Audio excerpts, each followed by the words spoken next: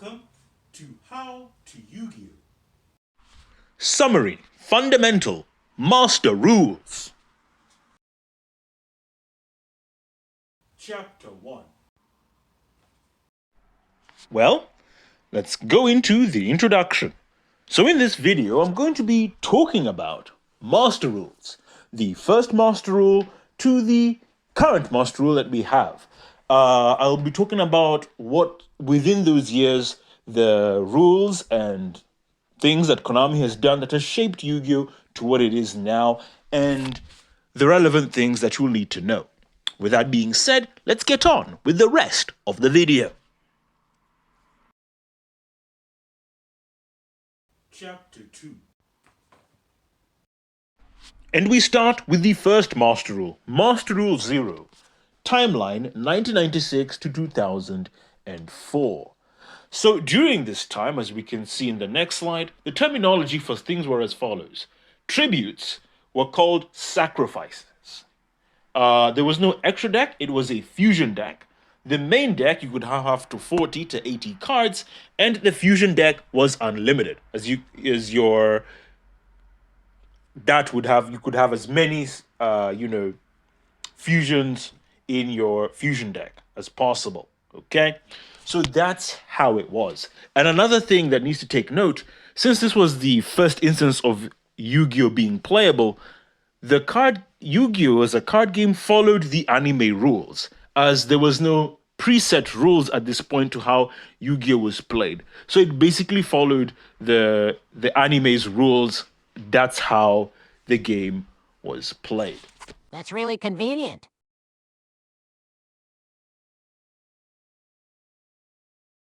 Chapter 3. And now we have Master Rule 1. The timeline is from 2004 to 2008. In this timeline, the introduction of Yu-Gi-Oh! GX, the anime series, came out within this time period and ended in 2008. Also, another thing that you got to consider is we still followed the anime rules at this point. Nothing was changed from before. The terminologies of things was pretty much the same. And that's where, I will end here. Not really much change from Master Rule 0 to Master Rule 1. Things relatively remained the same. But what did change is that within this time period, we got one of our first type searchers in the game, which was Reinforcement of the Army. As you can see in front of you, Reinforcement of the Army states, add 1 level 4 or lower warrior monster from your deck to your hand. And fun fact, Reinforcement of the Army is the only type searcher in Yu-Gi-Oh! That has gone to a ban list and gotten limited in both TCG and OCG. The truth you need to know. While in the TCG, there is no type searchers in Yu-Gi-Oh! That are limited, except Reinforcement of the Army. How's them apples? Another thing as well is another archetype was introduced into Yu-Gi-Oh! At this point, which was Gladiator Beast. Gladiator Beast is an extremely important archetype for Yu-Gi-Oh! As it is because of Gladiator Beast that the foundation of effects are seen today. As you can see in front of you, you can see Gladiator Beast Gearsaurus. When you look at that effect, as you can see on the screen, the wording of this effect is very familiar. Let's read it. Must first be special summoned from your extra deck by shuffling the above cards you control into the deck. You do not use polymerization. When this card is special summoned, you can target up to 2 cards on the field. Destroy those targets. At the end of the battle phase, if this card battled, you can return it to the extra deck. Special summon 2 Gladiator Beast monsters from your deck, except Gladiator Beast Bestiary. Indeed, the way Gladiator Beast worked, the way effects worked, because at this point in time, Yu-Gi-Oh! Before the introduction of Gladiator Beasts, effects were fairly simple in Yu-Gi-Oh! They were basically contained one sentence. But it was because of Gladiator Beast that the classic things in Yu-Gi-Oh! Introduced: timing, chain linking, chain blocking, battle phase, the timing in the battle phase, at the start of the battles, at the start of the damage step, at the end of the damage step. A lot of familiar terms were introduced to us as players. And it's these terms, it's this foundation that effects are created and are continued to this very day. And we have Gladiator Beast to thank for all the innovation, for monster effects, where they come from, how they operate, and the whole skeletal system of how effects work in Yu-Gi-Oh! Was introduced by Gladiator Beast. So I can honestly say Gladiator Beast is the architect of monster effects in Yu-Gi-Oh! And it is the essential blueprint to how monster effects in Yu-Gi-Oh! Anyway, work in Yu-Gi-Oh! In a vacuum. Well, that's essentially it. Let's move on. Chapter 4. It's Master Rule 2, with a timeline starting to 2008 to 2011. And there's something here that I need to tell you about. In 2008, the Yu-Gi-Oh anime, Yu-Gi-Oh 5Ds, had commenced. And it was the start of the Synchro era. Okay? And if we go into the next slide, you can see certain things changed within this master rule. First of all, within this master rule, introduced tuner monsters and synchro monsters and synchro summons. We introduced terminology changes such as sacrifice summon was now changed to mean tribute summon or advanced summon. A sacrifice was no longer a sacrifice now, we've now changed that to release. A fusion deck was now an extra deck. We introduced a limitation on the number of cards in the deck. So the main deck now had a limit of 40 to 60 cards. The fusion deck was now called the extra deck with a 0 to 15 cards limit, and a side deck was introduced as well with 0 to 15 cards. It is the Master Rule 2 that gave us the foundation of the basic building block for rules in Yu-Gi-Oh! That we would use to this very day. Our main deck, extra deck, and side deck are things that have not changed since their introduction back in 2008. You are absolutely right. Very important thing to note of, and something that you need to consider. Also, as we go into the next slide, we were introduced to another type searcher, which was Dinosaur Fossil Dig. With its effect, as you can see there, add one level 6 or lower dinosaur monster from your deck to your hand. As I've stated, this card has never been limited and has always been at 3 in both OCG and TCG. A new type was introduced within this Master Rule, which was Psychic. So a new type was introduced into Yu-Gi-Oh! Which was Psychic. And that's about it. Chapter 5. Master Rule 3 is where we are now, as you can see in front of you. The timeline for this is 2011 to 2014.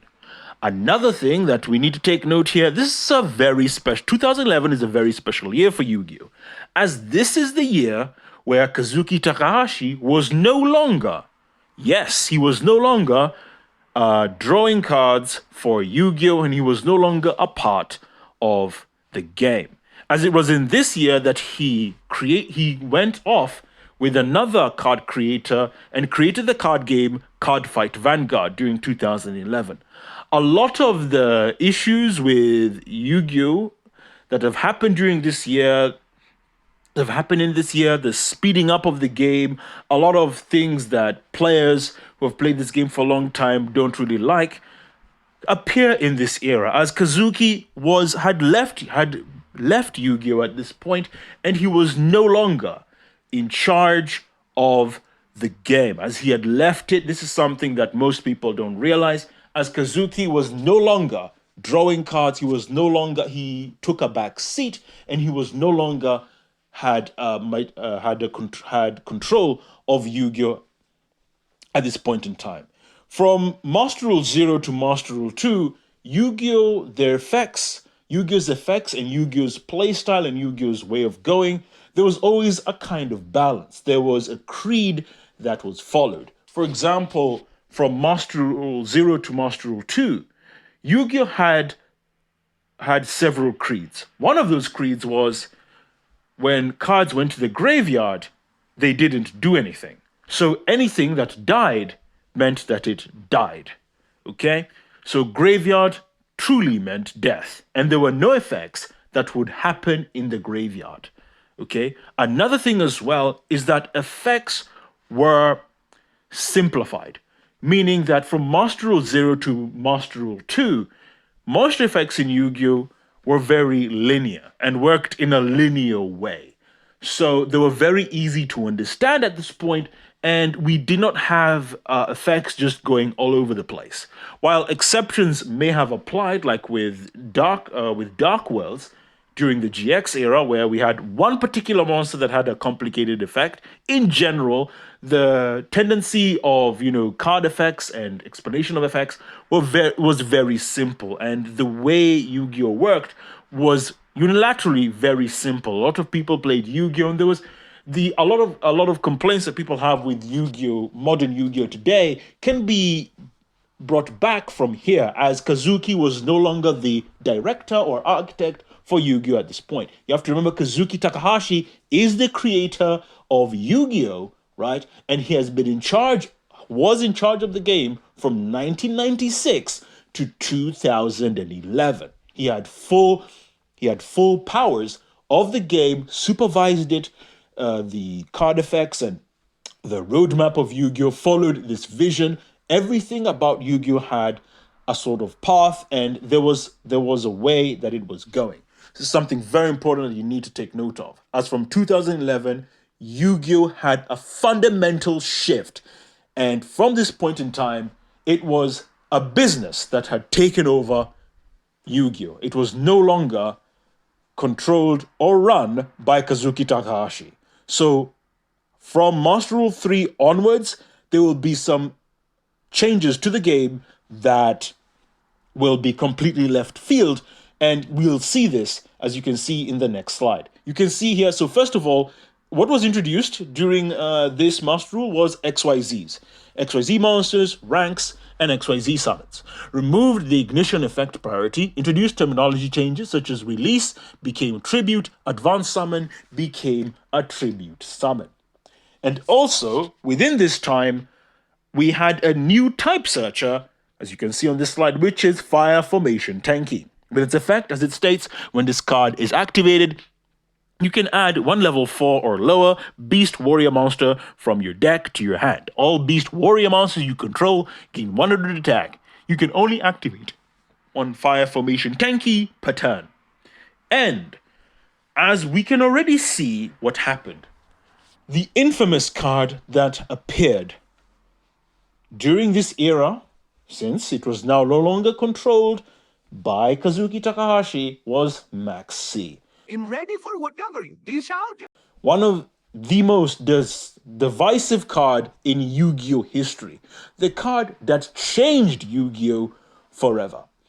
Because Yu-Gi-Oh now became a business, this meant that effects now were completely out of control. And as a business, power creep was now introduced into the game during 2011. Also, we noticed a shift in effect design and in card effect design. Effects now no longer made any kind of sense. There was no semblance of strategy or semblance of effects that had small payoffs. It was usually the case was that loads of effects in Yu-Gi-Oh had a high payoff for little cost. We tend to see that a lot. And also, within this point in time, there was a trend that would continue on until several other Master Rules. At this point in time, within the life cycle of Master Rule 2, is it Master Rule 2? No, Master Rule 3, sorry, at the life cycle of Master Rule 3, XYZs were the most banned were the most banned extra deck mechanic in the game, as this was a mechanic at this point in time, at the end of life cycle of XYZs. This was the mechanic that a lot of them were on the ban list at the end of the life cycle of Master Rule 3. Bear this in mind. As a business has now taken over, we can already see the cracks that are forming from Yu-Gi-Oh! At this point when a business has taken over. We have the fact that we've had so many new cards introduced within this Master Rule were on a ban list. Whether it was Maxi, Tenki, as you can see here, a lot of the XYZs that were introduced were on a ban list. So many things were on a ban list at this point. In fact, it can be stated that this was the highest amount of cards on a ban list in any Master Rule in Yu-Gi-Oh! History at this point in time. So that's something that needs to be taken note of. Okay? Cool. Let's move on. Chapter 6. All right, and we have Master Rule 4, one of the most hated Master Rules and one of the hated times for a lot of players. Now, the timeline for Master Rule 4 was 2014 and 2017. And now that I've established that Yu-Gi-Oh! At this point in time, since 2011, is no longer under the hands and control of Kazuki Takahashi, who created the game, and it is now been taken over by a business. This was where things changed. With now a second, time, them going with a new Master Rule, the business side of Konami now wanted to ramp things up. And obviously, Master Rule 4, they introduced a mechanic known as Pendulum. As we go into the next slide, Pendulum was introduced. Pendulum zones were introduced, Pendulum monsters were introduced, Pendulum scales, and Pendulum summons were introduced. Introduced the terminology changes such as Monster Card Zone. Monster Card Zone became Monster Zone, Spell and Trap Zone. Card Zone became Spell and Trap Zone, and Field Card Zone became Field Zone. And a new type, Worm, was added to the game within this Master Rule. Another thing that's important now is that field spells no longer worked like they did in the anime anymore.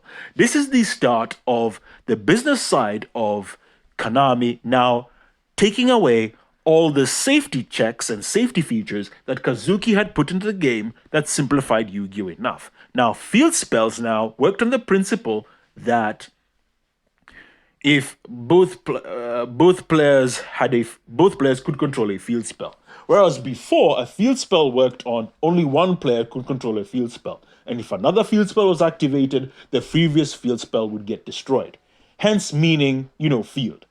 But with this change, it basically rendered field spells useless, essentially, right?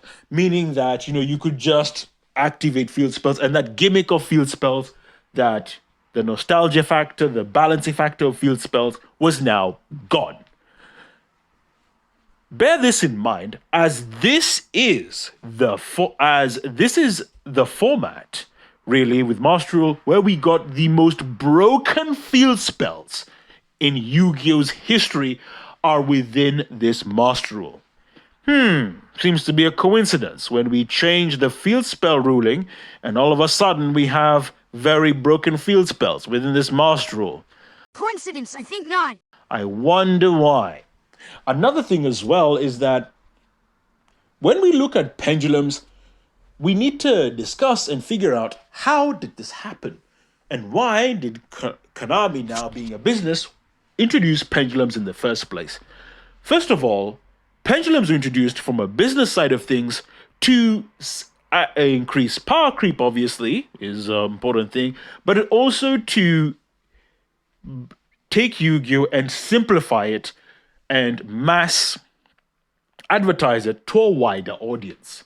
At this point in time, I believe Konami had the idea. The idea was, theoretically, was if we simplify Yu-Gi-Oh! And we make it that you can just do the big plays in a very similar way, in a big way, in a simplified way, then we could get a lot of players in.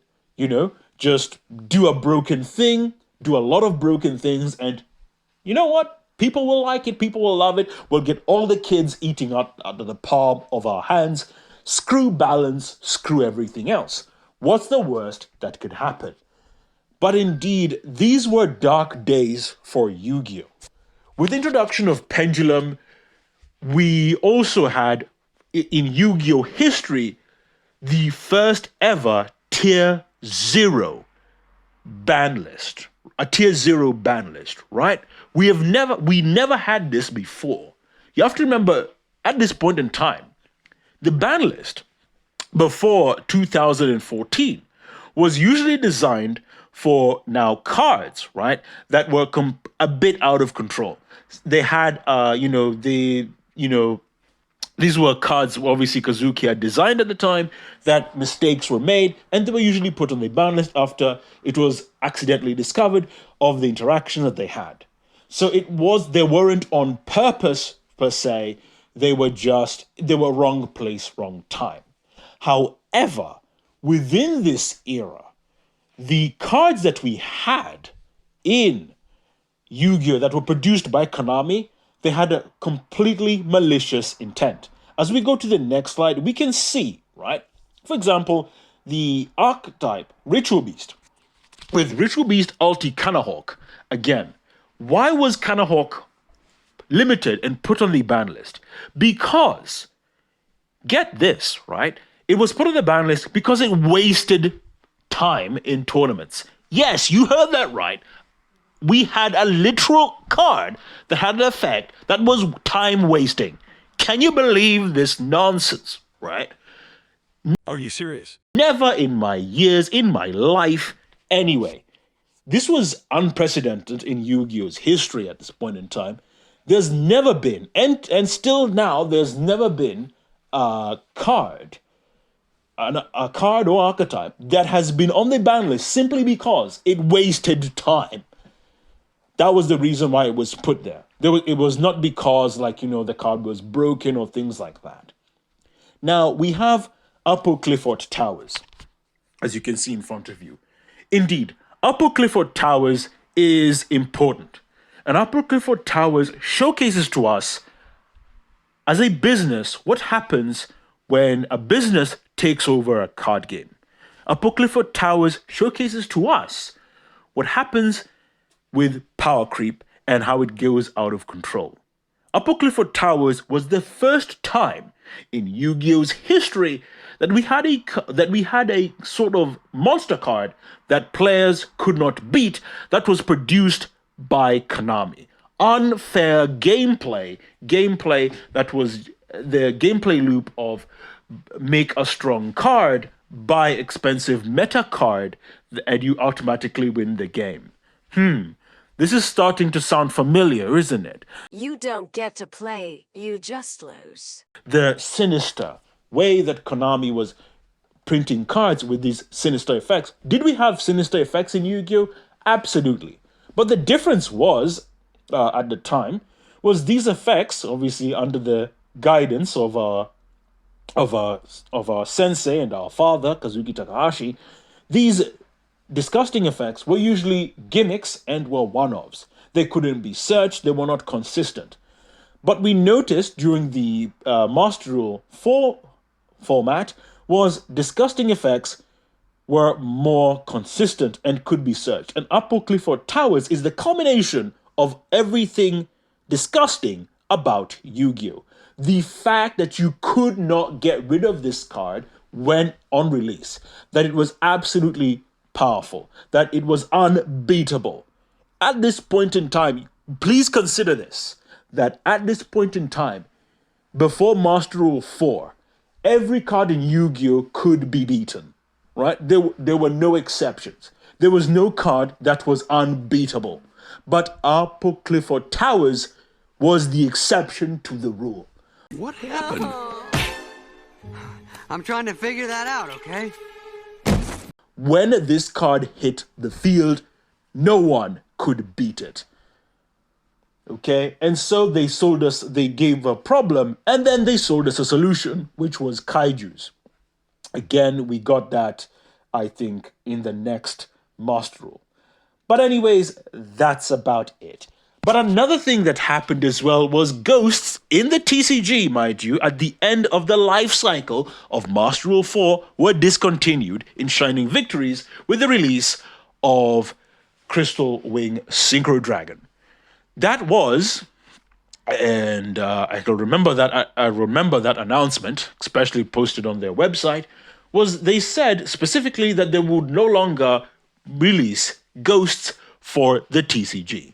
OCG never had this issue, but the TCG, well, tough luck, you're no longer getting ghosts, and they were now discontinued. This now meant that ghosts would basically be released whenever Konami felt like it, as they were no longer in sets anymore for us TCG players. Great, great stuff. Well, that's it. Let's move on. Chapter 7. Master Rule 5. The timeline is 2017 to 2019. At this point in time, we are now on the third Master Rule that Konami, as a business now, is now on. The reception from the previous Master Rule 4, wasn't very good. In fact, it is considered the worst time for Yu-Gi-Oh! History. A Yu-Gi-Oh! Nightmare. So many players hated this format.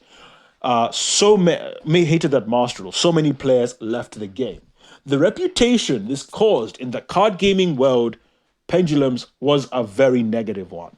And so, as a business, they obviously wanted to course correct. Course correcting was the way. You expect me to believe that? And so what did they do? As we go to the next slide, they introduced link monsters, link markers, link summons, and linked states. Changed the layout of the playing field. The pendulum zones were moved into the spell and trap zones. The existing monsters zones were classified as main monster zones. 2 new monster zones, the extra monster zones, were introduced, located in the second and fourth columns between the 2 sides of the field, and are exclusively used for the summoning of monsters from the extra deck. While an extra monster zone is unoccupied, it does not belong to either player's field. Monsters special summoned from the extra deck must be summoned to either an extra monster zone or a main monster zone. A link monster points to. And a new type, Cybers, was added. And here is where we see the sinister nature of Konami as a business.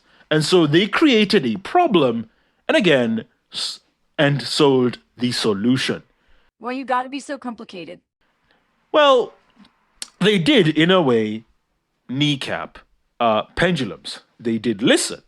Yes, they did listen, and Pendulums was dead now on arrival.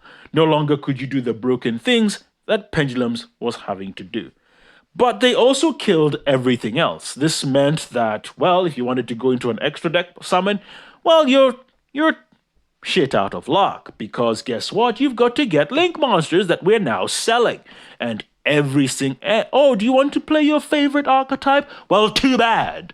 You need to get a link monster so that it's functional. Do you want to play this? Well, too bad. You've got to get a link monster. I've been caught in a deadly combo from which there's no escape! Oh my days. Well, it was a very, very ugly time for playing Yu-Gi-Oh! Did we have some fun times during this format? Indeed, we did in the early days of, the Link format. In Master Rule. Master Rule 5 was nice in the early formats. But make no mistake, Master Rule 5 was one of the most degenerate Master Rules and formats we've had for a long time. This was a format that introduced the most FTKs that we have ever had in Yu-Gi-Oh's history. From 2017 to 2019, we had so many FTKs in Yu-Gi-Oh! It is unreal. I have never seen so many FTKs in a card game. FTKs, OTKs, You name it, it was in the game. And they just appeared out of nowhere. Every format within Master Rule 5, there was always an FTK available. It was absolutely disgusting time to play. Balance didn't exist within this format either. Like, Link monsters would just have broken effects as the norm, not the exception. Balancing, not there. You know, careful planning of the future, not there. Just all the things that we hate about Yu-Gi-Oh! Are all on full display. Sure, we had the new type Cybers was added, but it didn't really bring much into the game. And so, to solve this issue that, again, they created themselves, it was at this point that they released a few iconic hand trap to the game, which was Ash Blossom and Joyous Spring. This is a hand trap that has now become the defining feature for Yu-Gi-Oh! Today. Ash Blossom is now in every single deck, in every single format, and is the only card in Yu-Gi-Oh! Existence that has never left the competitive scene. I want you to really hammer home this point. This card, since its release, has never left the competitive scene. This is unprecedented, okay? There's never been a card in Yu-Gi-Oh!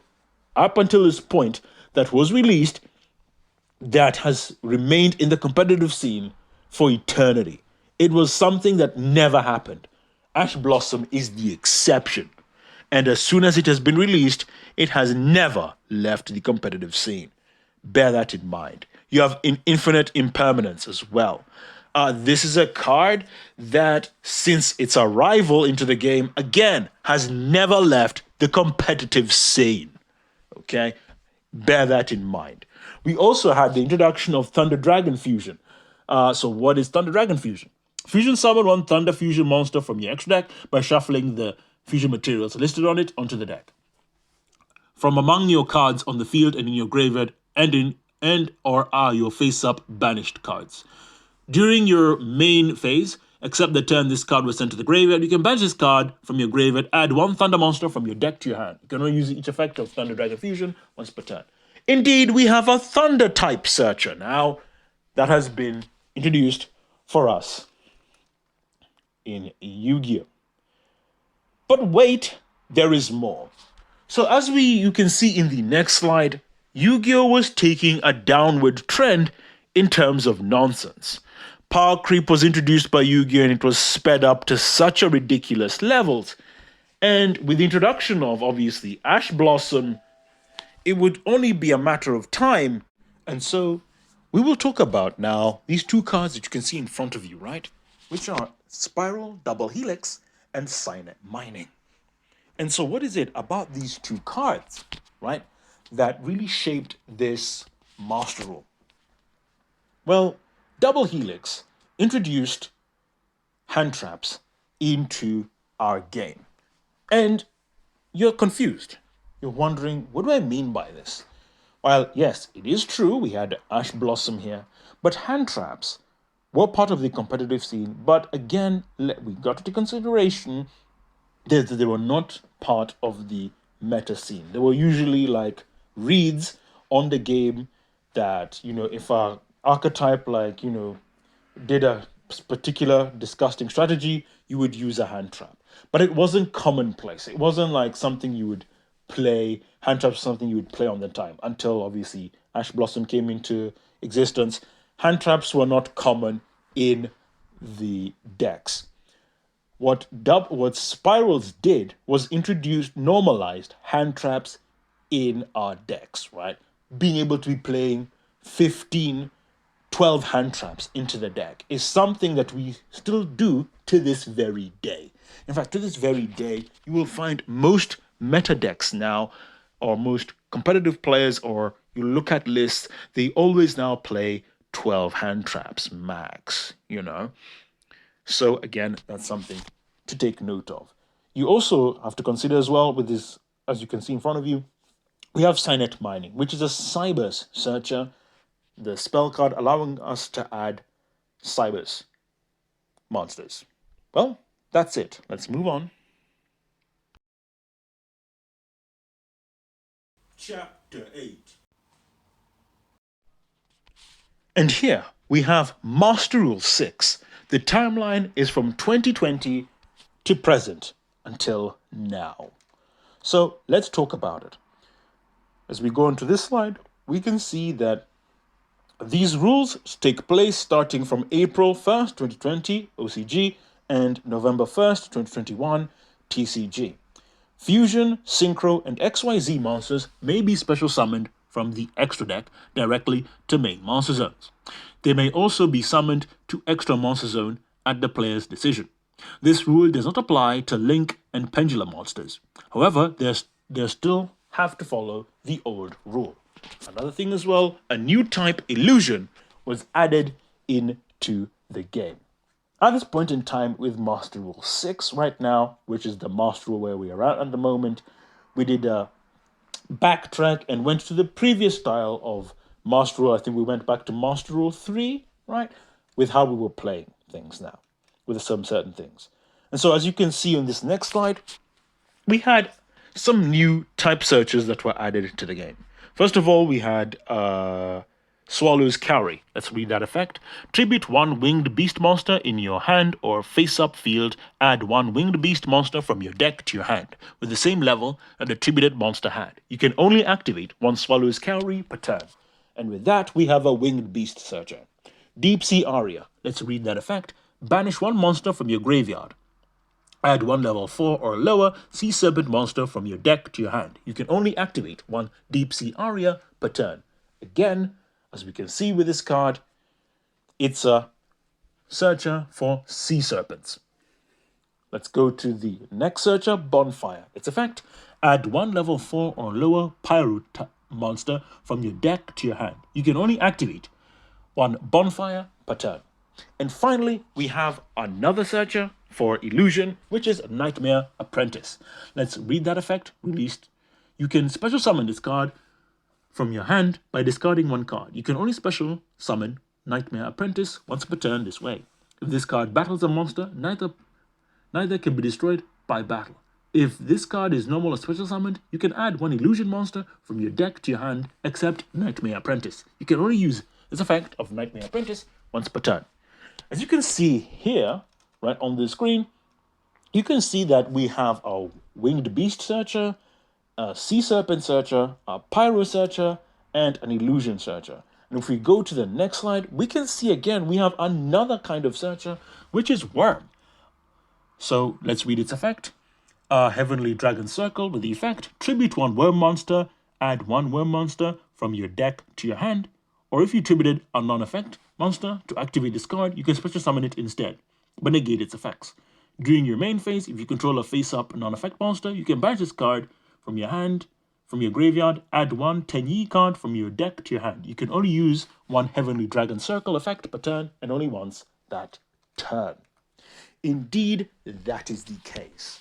And so, as we can see, we have loads of searches that were added in this current Master Rule. And with that, let's head on to the conclusion. Final chapter. And here we are at the conclusion. So, what I want to say about the Master Rules in Yu-Gi-Oh! But what I want to say is that from Master Rule 3, right, until now, Yu-Gi-Oh! Has been under the control of a business and no longer a company, and no longer Kazuki Takahashi. And that is something that needs to take note as to the downward trend of Yu-Gi-Oh! Recently, in our recent times from 2023, we've seen a change from Konami as a business, and we've actually been seeing some improvements to the game. We've been having a great run the last 2 years. Our ban list, particularly last year, was absolutely fantastic. It was a perfect ban list, perfect things in every way. Along the time of Yu-Gi-Oh's history with Master Rules, things have been quite interesting. We've seen the disillusionment of ghosts as they were discontinued during the Pendulum era with Shining Victories, were then reintroduced again in the Master Rule 6 era with the set called Ghosts of the Past, and then discontinued once again. So the ghosts in Yu-Gi-Oh! Are completely up to Konami's discretion, as now we have no clue when ghosts are going to be released at all, as they've been discontinued whatsoever. You also have some other points that we are now balancing effects now and are putting things in check. Ever since like the Link era, ever since Master Rule 5, I believe, Konami as a business has learned a lot from that era and is putting some balance to Link cards. Are we getting broken cards from Konami? Occasionally, but a lot of cards now seem to have forward thinking in mind and are no longer just being put there for the sake of being put there. Power creep is something that is being thought about, especially when we see effects now. Also, with the introduction of Molcharmies, especially last year, we can see some forward thinking has been put into card design. Finally, right? So all I can say is that Yu-Gi-Oh! is in a process of healing, and we have now entered the second year of healing. The first year was last year, obviously 2024, and we're now in 2025, and we're still healing. Konami has been making good decisions and good ethical decisions, card creation-wise, on the card effects that are being created here. We're seeing wins, in my eyes anyway, of cards that are being designed that are balanced and are healthy. There's a lot of cards that have come out within this year so far that have been announced that I don't see anything wrong with them. They're not silly, they're not broken out the arse, and there's some balance that has been kept here. I'm definitely feeling the vibes from Kazuki here. Maybe Kazuki, who knows, has taken control. I don't know, maybe someone from his family. Who knows? But all I can say is that 2024 was a complete shift in how Yu-Gi-Oh! Was for us as players. The shift was there. Whether it was from the ban list, with the way cards were designed, the way Konami interacted with us, there was a huge shift, right? With the products as well, making stuff affordable and available. Do we have issues now starting 2025? Yeah, but the issues I would say are much, much less than before. We don't have so much issues with monster effects now. I mean, can we really say that this format is bad? Not really. Can we say the future format we have will be bad? I'm optimistic and say not really, okay? I like where things are going so far. Konami does seem to be doing things in the correct way, and who knows? I think by the end of 2025, I think Yu-Gi-Oh! Will be in a much better place, and we will finally be at the starting point of actually being able to attract new players. I never thought I'd say this, but yeah, we are actually going to be marketable. Wow, guys, real improvement. I love it. Great. Well, that's it. Tune in next time as I'll talk about other things on my channel. Hope to see you soon. We come to the end of this video. So, as I like to say, you are one step closer to becoming a Yu-Gi-Oh! Master. My fate, right, is in your hands.